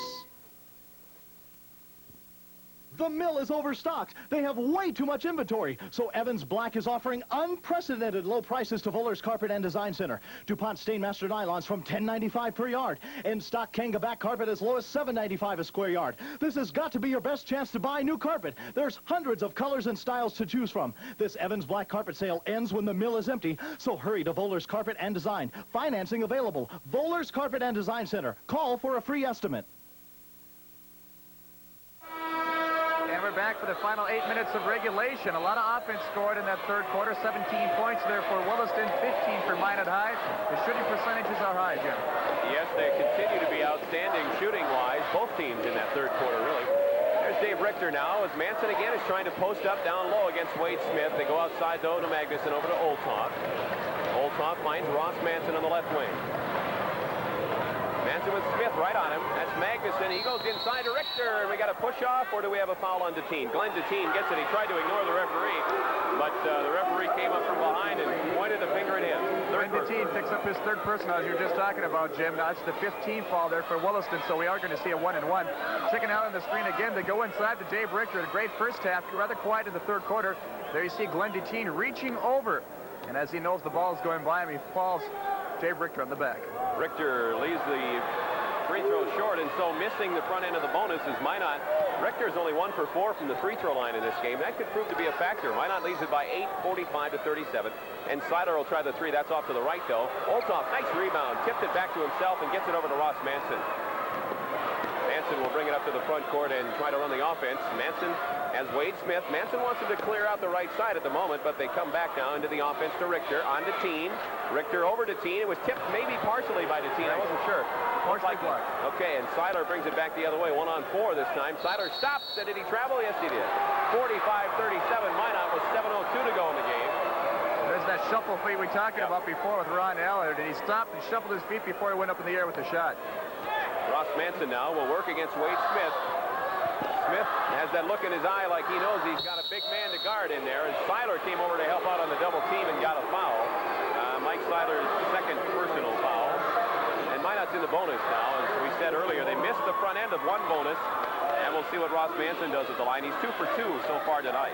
I was just going to say that when you want a guy at the free throw line for Minot High, Ross Manson would be the guy to do it. 71% free throw shooter on the year. Manson's first one bounces off no good. That's 2 straight bonus situations that Minot has failed to convert. And Wade Smith has the ball and gives it off to Mike Seiler. And so Williston has the opportunity to get back in. They call the play. And the play says we're going to give it off to Jerry Hughes to start things off. And then Wade Smith will circle around and get the ball. Gravos has about lost his glasses in the lane there. He was fighting against Richter. He had to reach up and put his glasses back on. Over to Jerry Hughes. He's got to save it. Trouble over there and taken away by Olthoff. A mistake that time by the Coyotes. That's right. Williston right now has got to try to work it inside. working up against the big people of Minot High. They're not getting the outside shooting touch lately with Mike Seiler, also White Smith. So now they got to go back inside. Troy Nelson almost had it stolen by Gravos, who has his glasses firmly on his nose and his ears now. It goes inside looking for Manson, but it was thrown away. Troy Nelson just tossed it too far that time. Manson couldn't reach it. And so Minot returns the favor with a turnover. 45-37. Minot in front by 8. Now, Minot has 2 fouls to give before the bonus comes on for the Coyotes right now, which could be a factor later in the game as well. Coyotes made a substitution back into the game as Ron Allard and Jerry Hughes takes a breather on the bench right next to Coach Gary Knudsen. Okay, and the sophomore Allard brings it up into front court against Troy Nelson.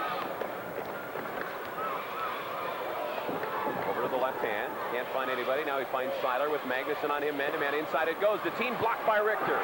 Richter got a nice block that time on the taller Deteen, and Manson runs through Allard. Manson gets up and continues around the weave out there, around the pegs. And the crowd, I can't tell if they liked it or didn't like it, but they were hollering anyway. Why not? You're at the basketball tournament. That's Olthoff all the way around back to Manson. There's Richter from 15. He decides to go inside to Troy Nelson, who wants to go with the left hand. He shoots and scores! Oh! Troy Nelson off balance in the paint. He throws it up, and he gets the friendly roll of the rim, and Troy Nelson has 10 in this game. He has scored 2 baskets tonight that have just been unbelievable. He's just about screwing himself into the ground, spinning back and forth, and still getting the ball in the hole. Here's Gravos backing in on Richter. He misses the shot. Richter fouled him, and Gravos will go to the free throw line. It's 47-37, Minot by 10 with 5 minutes to go in the game.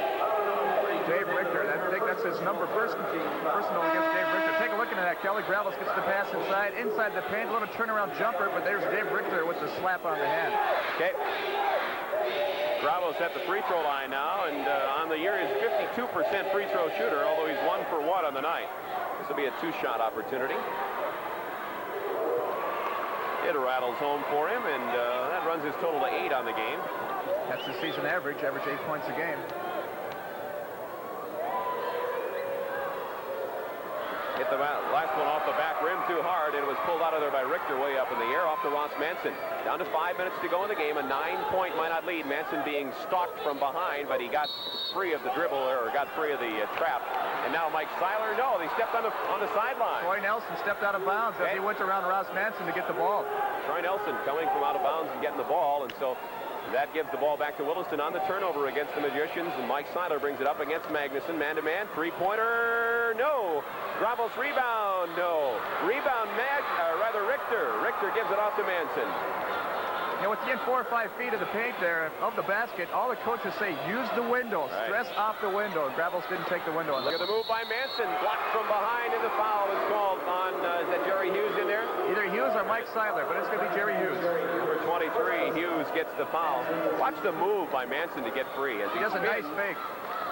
There you see him. After Jerry Hughes loses Ross Manson, he goes up from behind and slaps him right there. You can see it right on the fingers. Just about any time you block the ball from the hands of the shooter, you're going to get called for a foul. Ross Manson makes the free throw. He is 3 for 4 from the charity stripe now with 20 points. Manson with the second one of the 2-shot foul, and he gets it down as well. All tournament team performance right here for the last 2 games. No doubt about it. 49-38, Minot in front of Williston. Glenn Deteen hands it off to Mike Seiler, who's got some work to do with 4.5 minutes to go in regulation. Troy Nelson knocked it out of bounds. From way above the floor at the Minot State University Dome. Our cameraman is getting a nosebleed up there. 4:32 to go in the fourth. It's 49-38 Williston. We'll be back on it.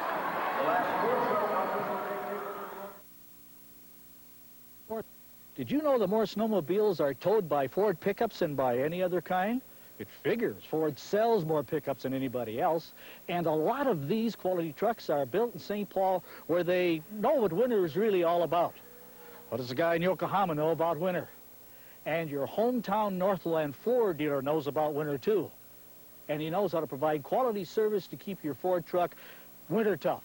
Stop by your friend at Ford today and ask him about his snowmobiles from Ford. Come on, everybody, do that kick. Health kick, milks that kick. Working out or kicking back, enjoying the view. Milk's calcium and vitamins keep working for you. Kick, kick, kick, milk. It's a high country way, drinking milk every day. America's favorite health kick, milk. 49-38. Minot leads Williston at this point. Greg, Williston has to get back in the game, maybe return to those three-pointers, huh? He had the shooting touch early in the third quarter and late in the third quarter, but now in the fourth stanza, they're cold from the outside and also trying to work it inside. But Dave Richter's doing a nice job on Kelly Gravels and Glenn DeTeen, blocking Glenn DeTeen's last shot. All right, Richter had a shot block earlier. He leads the team in block shots with 45 coming into tonight. And in spite of the fact that he is only listed at 6'4", he plays pretty big inside there for Minot. Tom Coyne was in the huddle during the timeout. Tom, what do you have for us? What the Coyotes mainly were talking about getting their big guys back into the offense. They said, hey, you guys got to get into the passing lanes, namely DeTeen, of course, and Gravos. And they also said, hey, we got to work a little bit harder on defense. There's still some time. There is plenty of time. 4:25 to go. It's an 11-point Minot lead. Inside it goes. Kelly Gravos. Nice bounce pass to DeTeen with the left hand, and yes, as Gravos found DeTeen in the left side, or in the right side of his eyes there, and got it over to him. 10 points for Glenn. Nice play. Working those double postmen underneath there. Now Manson brings it up to Magnuson. Magnuson's been pretty quiet in this game. He has 3 points. Manson's posted up. Seiler came over to help out. There's Richter losing control of it. Bounced it off the head of Kelly Gravos, and the ball was picked up by DeTeen and handed to Seiler. Gravos almost lost his glasses on that one. The ball hit him right in the face. He's still having trouble with him right now. Ron Allard will try a 23-footer, and it bounces off no good. Gravos pulled the rebound, or tipped it out anyway, to Jerry Hughes. And Williston will refire now. 49-40. Minot leads it with 3:35 to go in the ball game. And that's Hughes. Hughes has Manson on him. He'll try a three-pointer. No, it rattles out. Olkoff with a big rebound for the Magicians. Off to Troy Nelson. Nelson getting around Allard, but there was slapping the ball away with Jerry Hughes. Nelson got it back. They'll say that he was fouled by number 41, Kelly Gravos. And that's his fourth personal foul, and Minot is in the bonus. Minot still has a foul to give the other way. Mike Stewart's checking back into the game for Williston. And sitting down on the bench is Kelly Gravos. And there's a replay of the fall right there as Gravos. Richter kind of runs into him. He was I should say Olthoff almost runs into him, but Gravos reaches in a little bit and picks up the fourth personal. Olthoff was losing his balance at the time, but Gravos kind of helped him out by reaching in. Olthoff hits the front end of a one-on-one. And that, ladies and gentlemen, is the first time out of 3 tries that Minot has converted the front end of the one-on-one in this half. Mike Stewart now back in the game for Williston. This is the first time in the second half he's played. He's bothered by that left ankle. He injured that ankle last week, and it's still very tender. Oh, it's an 11-point lead. There's a steal. This is Troy Nelson. Allard is behind him. Nelson goes in and scores. Troy Nelson had 16 last night against Valley City. Now he's making his mark tonight with 12, including 2 on that steal. A steal and a basket. Ron Allard, the sophomore, against Nelson, who just had his pocket picked. And this is Seiler now. Seiler will try a 2-pointer from about 18. Oh, it rings around and comes out, and a nice rebound by the lefty Nelson. Nelson passes up court to Richter. David Richter comes down 2-on-2 over to Ross Manson. He wants to go up, and he scores. Nice move by Manson. He totally faked out Wade Smith there on the baseline. Took it right to the hoop and put it off with the right hand. I thought Wade Smith was going to grab him to keep him from going around, but Manson got away. And he has 23 points, and Minot leads it by 15. Way out front, Mike Stewart will hand it off and try to get back into the offense. This is Mike Seiler going to his left, stops for a 12-footer, bounces off, no good. The foul was on Olthoff, I believe. Olthoff picks up his fourth personnel now. For Minot High, Kyle Magnuson has 3. Paul Olthoff has 4. Mike Seiler. So there's ball to consider now at Minot's end of the bench, but Mike Seiler. Before, they could never shoot from the outside. It almost seems like there's a lid on the bucket from Williston's outside shooting, and it bounced in and out there before Mike Seiler. Seiler gets it down. He has 8 points in the game. 6 of them are from the free throw line, and that is such a key, the fact that he is scoring only from the free throw line. Jerry Hughes back into the ball game for Williston High, and Mike Stewart taking a breather. Mike Stewart not seeing much playing time in the semifinal game. Seiler again from the line. This time it rattles out.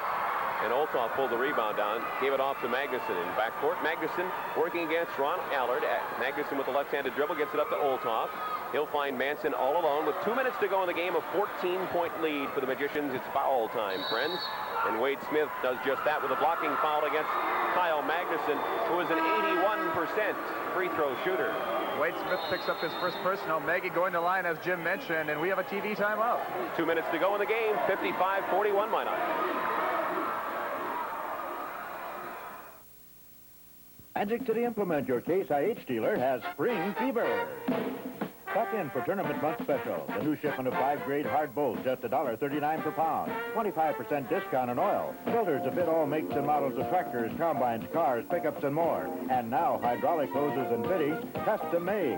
See their large selection of good used equipment, too. And the finest new equipment. Spring fever is caught Magic City Implement, your Case IH dealer in Minot. Does your roof leak due to building shifts or Mother Nature? Jessen Roofing has the solution. Rubber roofing from General Tire and Rubber Company. Rubber roofing has excellent expansion and retraction capabilities. It's lightweight, simple to maintain, it's tough and durable, and will adapt to any roof design. Jessen's Roofing can install this wonderful rubber roofing for you. Jessen's provides excellent service and qualified craftsmen. Call Jessen Roofing today for a free estimate. Jessen Roofing, we top them all. 838-2687. Greg Stein, Minot shot, about 54% in last night's game. They were 60% at the half. I think they may be approaching that again tonight. I think they are. They have a fine second half so far. Meanwhile, Williston on the other end shot 40% in the first half, and I think that's going to be dipping down this half. And that's not the way they like. We had a guest commentator over there. That's Fargo Shanley girls basketball coach Craig Murray, and he's doing some radio work here at the tournament, and he enjoys being a ham on the camera. He wanted to get on. Don't buy the hand sticking up in the camera. He wanted it. He was just saying hi, Mom. He paid $1 for that. Kyle Magnuson at the line with the front end of the one-and-one and missed it. He has an 81% free throw shooter, as I mentioned. Ross Manson gets his second personal on the rebound. That is not what Minot wants to do. They do not want Williston at the line with the clock stopped and a chance to get back into the game. It's 55-41. Ross Manson's second personal. After Maggie missed that free throw, he walked back toward the other end, just having his head in disgust, hanging it down and just shaking it. But he knows that he should have hit that one. Roger Degerman was over in the Minot huddle during that timeout. Roger, what'd you find out over there? Well, it was pretty relaxed, needless to say, at this stage in the game. I almost wanted to get in there. I could feel the adrenaline. I was ready to go in for a couple minutes. Put me in, Coach. I'm ready to play. Glenn Deteen with the free throw. It's a bonus, and he hits the front end. He has 11. And that's the first bonus situation that Williston has been in the second half. Second one is down for Deteen as well. Deteen rather quiet here in the second half, and he had a lot of points in the first half. I think he had 8 in the first half alone. We have a foul against Williston High. Hughes picked it up in the backcourt against Magnuson again, and I think he's walking up to the line saying now that I'm going to show him I'm an 81% free throw shooter. That's right. Grim determination written all over the face of Kyle Magnuson. Is this a friend of yours, this Grim determination guy? I've met Mr. Grim once in a while. Mr. to you, huh? This is Kyle Magnuson stepping up to the line. He's a senior, and he's a good free throw shooter, folks, honest. Richter rebounds and misses it. The rebound comes off to Kelly. No, that was Hughes who got it, and he gets it off to Seiler. Seiler has it now in the front court, trailing only by 12, 55-43. The layup is good. Nice move. That's the brilliance of Mike Seiler we've seen last night against West Fargo, and every once in a while he just stuns the crowd with the ball handling skills that he can show. And Minot threw the ball away in the backcourt. It's now a 10-point game with 1:40 to go. Now bring in Wade Smith for a couple of three-pointers. Our Mike Seiler, and Williston is... Fold in eggs and you got a good game. Inside it goes to Deteen. The left-hander doesn't get it over Richter. Richter tapped the rebound off the Olthoff, and he was fouled as he outlet it. And the foul will go against Jerry Hughes or Wade Smith. Wade okay, Smith. You're right. Wade Smith. A reaching in foul as they're trying to bring the ball down court. Well, it's 55-45 with 1:33 to go, and stepping up to the line now will be Paul Olthoff. Let me tell you, he is a poor free throw shooter, 46%, and you can place your bet. You're just saying that just for not watching. He's going to sink this one. He made the front won't even end. touch the rim. Oh, it did, see? And let me see if I can quickly count them up. 1, 2, 3, 4, 5. That's 5 times this half that Minot has missed the front end of a one-on-one. And here's Mr. Three-point. Wade Smith, no, a little short on it. Rebound pulled down by Deteen. He gets Richter in the air and scores. Glenn Deteen has 14. It's 8 points now, 55-47. And quickly, Williston wants to stop the clock with 1:20 to go. They take the timeout. And so we're getting a little bit more of a ball game here. 8-point lead for the Magicians. Yeah, now this is where the pressure comes out, and everybody's got to handle the pressure for both sides. Minot and Williston, especially Minot at the free throw line. If they want to keep up this lead, Minot's going to go back to the free throw line, you know, with the last minute, 20 seconds left in regulation, and they got to hit the free throws. Meanwhile, on the other end, Williston's got to hit the three-pointers. I think that it's a key right now. If Williston comes back in this game, they're down by 8. The key right now is the fact that Minot has missed 5 1-and-1s. They've missed the front end 5 times here so far in the second half. And also now for the front court of Williston High, if Williston's backcourt misses the three-pointer, they got to get in position for the offensive board. Watch for the long rebound. Sometimes you want outside position when you're shooting three-pointers because if you get inside. That's true. That bounces right over your foot. Right, there it goes, yeah. A minute 20 to go in the game. It's 55-47. You get a nice close-up look at some of the Minot cheerleaders as they cheer on the good throng that's here supporting the Magicians. And why not here in Minot with the tournament? We had a good crowd last night. Looks like we have a pretty good crowd again tonight in spite of the blizzard conditions we had earlier in Minot. Talking to tournament manager Terry Jones did earlier in the first game, he was saying over 5,000 this evening, closer to 6 with this Minot-Williston game tonight. That's good to hear. We like to see the attendance figures up there. Kyle Magnuson now holds onto the ball, gets a nice pass over to Oldtop. Down to a minute 15 to go as you see it in the right-hand side of your screen. Nelson has it, gets it over to Oldtop, back to Manson. Manson will hold on to it as long as he can, and he gets fouled by Hughes. It'll be a 1-and-1 attempt now for Manson. It's almost like the four-corner stall there for North Carolina's claim to fame. Manson missed the front end of a 1-on-1 the first chance he had at that here in the second half. He is 4 of 5 from the free throw line. And his first attempt bounces out. Richter got in position and got the rebound and caused a jump ball. The possession arrow is pointing to Williston's end, but that's a good move nevertheless for Minot because the next time that should happen, it would go to the Magicians. But we talked about the free throw shooting for Minot High. They must hit this first end of a 1-and-1. 6 times they've missed it now in the second half. A minute to go in the game. Long shot. Wade Smith. No, that was Ron Allard. Richter got the rebound. Deteen fouled him. And let me count up here. That's 4 on Glenn Deteen. Boy, that one almost rolled in for Allard as he tried it from three-point territory, and that would have made it an interesting finish. 55-47 Minot. Let's go for another 1-and-1 now for the Magicians. David Richter has missed the front end of the 1-and-1 once in the first half and once in the second half. Free throw percentage for David Richter is very good. It's wrong one. It's 78% on the year. That's very good also. Yep. I was going to say, I was looking at old toss there. Richter gets this one down. That's what Minot High needs. Gene Manson over there going, I don't know, we've shot about 48,000 free throws this year. What's going on? It's the nerves that we talk about. It gets down to about a minute 20 to go in the game. They keep popping up, but Dave Richter completes the 1-and-1. 15 points now for Richter.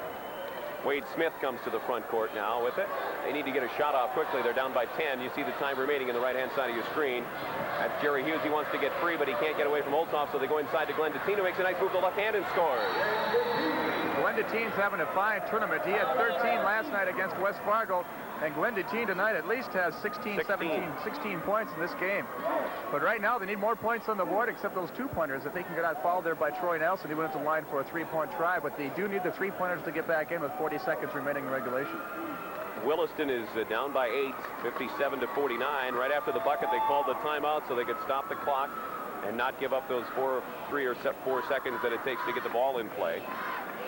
Look for the full court press now when they come out of that break out of that timeout because Williston wants that ball back. They might even send Minot back to the free throw line to take their chances again. Seeing what Minot can do on the 1-and-1. Yeah, they've missed it 6 times now in the second half. Maybe set up screen or something here and try to get Minot to run into it and pick up a foul against the Magicians on the inbounds play. Another great game. We had a great one in the opener between Devils Lake and Red River, and this is shaping up to be another one. Either way you look at it for tomorrow night's matchups, whether it's for third place, whether for the title game, we're going to see 2 excellent basketball games. Yeah. 4 real good teams left in the tournament so far. 3 actually that still have a chance at the title.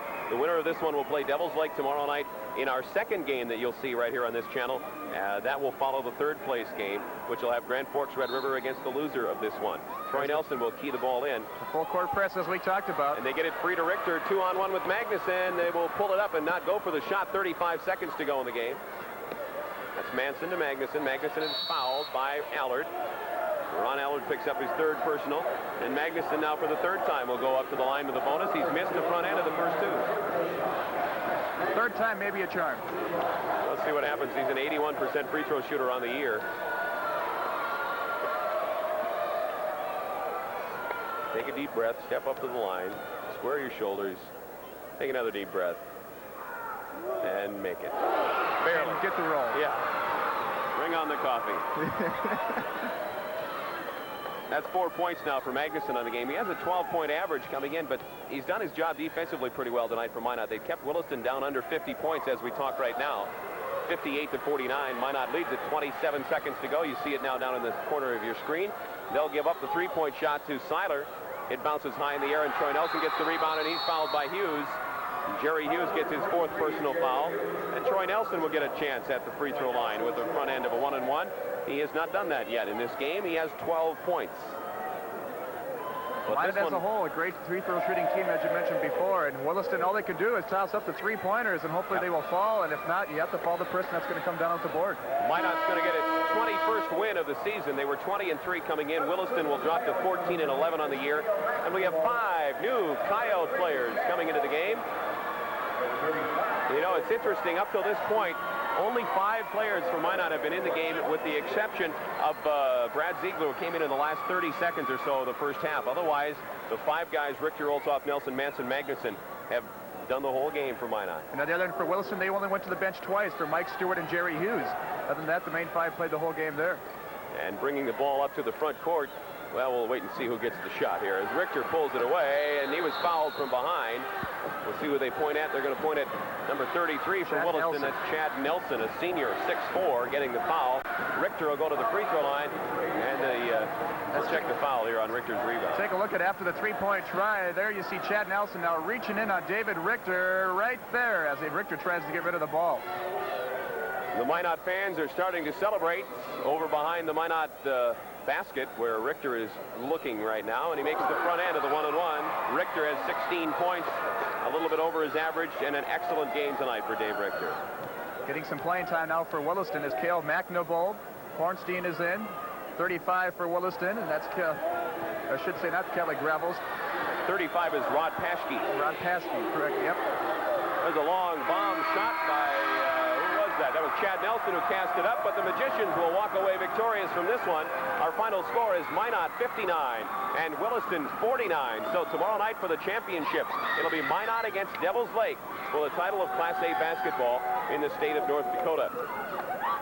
It came down to the shooting percentages this afternoon, I should say this evening. Minot High a blistering 60% in the first half, and they had at least that here in the second half, while Williston, they shot poorly in the second half as they tried to go for the three-pointers to get back into the game. And scoring-wise for the Magicians, Ross Manson leads the way with 23 points.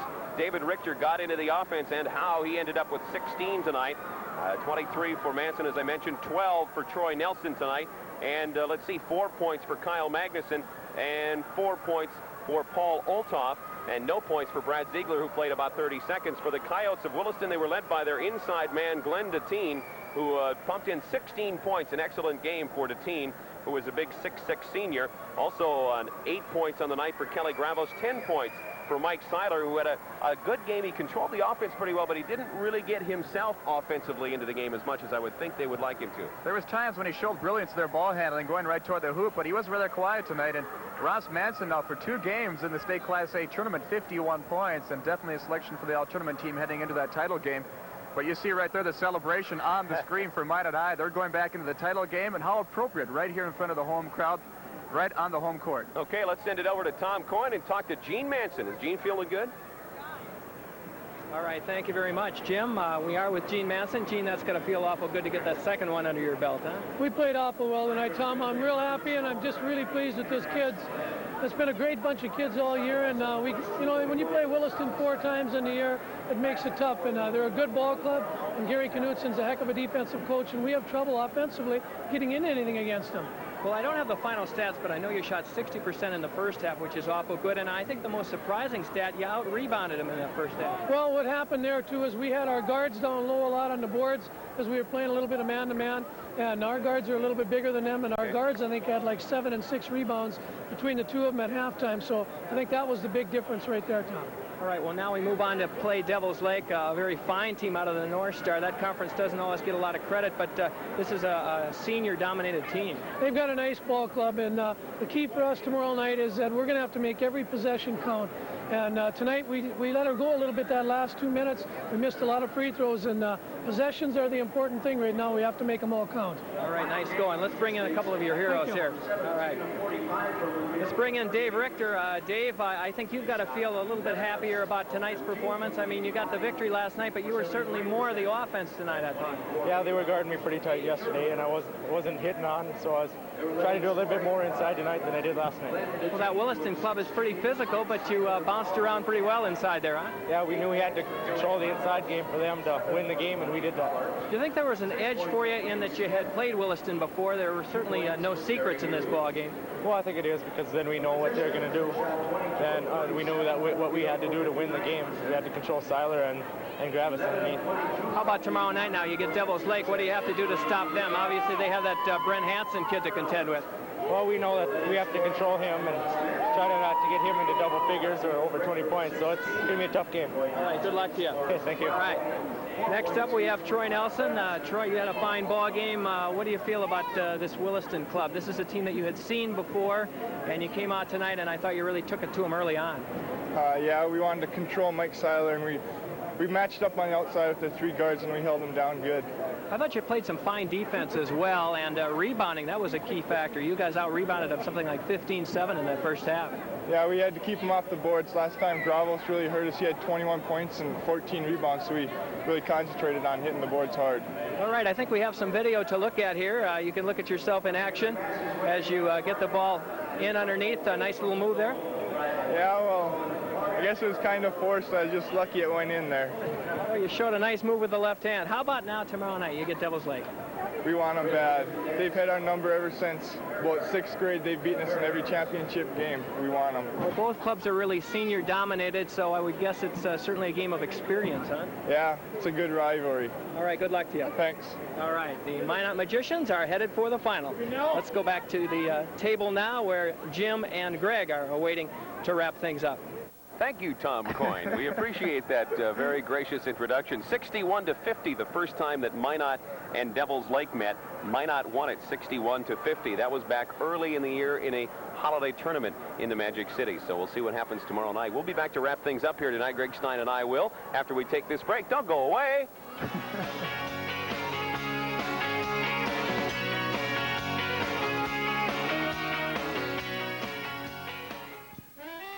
I guess compared to most, my business is pretty small potatoes. But there's nothing small about what I expect from my suppliers.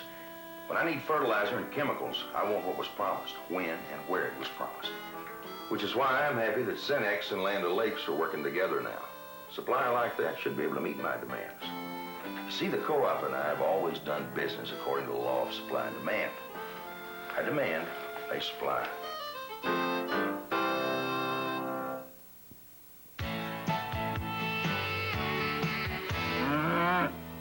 Come on, everybody, do that kick.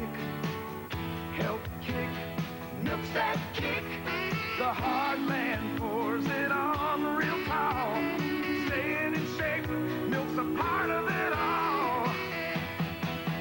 Milk! From big city slickers to wheat field kickers, America's favorite help kick milk. And we're back to wrap it up at the Minot State University Dome. The final, once again, it was Minot High over Williston, 59-49. Checking the stats, look at that, 59% from the game.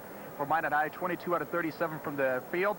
For Williston, 17-45, dropped again by 2 percentage points down to 38%. Free throws, as we talked about for Minot High, they just couldn't hit the front end of a 1-and-1. 11 for 22 for 50%. As a team, around 71%. Look at the rebound. And Williston, 11-15 for 73. As Jim mentioned, look at the rebounds. 32-24 in the edge for Minot. Turnovers, not a problem tonight for both teams. The score again, 59-49. Scoring now for Minot High, as Jim recapped earlier, Ross Manson, 23. Richter was 16. Troy Nelson, another great game with 12. Now for Williston Coyotes, Glenn Deteen, 16. Mike Seiler, 10. Out of the offense tonight for the Williston Coyotes. Bravos with 8. He had 18 last night. Ron Allen with 7 for the sophomore. Now, talking to Ken DeMeester and the Devils Lake Satans earlier after that semifinal win over Red River, they talked about playing Minot for the title game. They said they'd like another chance to meet Minot High. Minot won it by 11 the first time, as we mentioned, in that holiday tournament here in Minot back in December. Let's just set up tomorrow for you. This fifth place game tomorrow afternoon at 1:30. We'll have Fargo South against Valley City.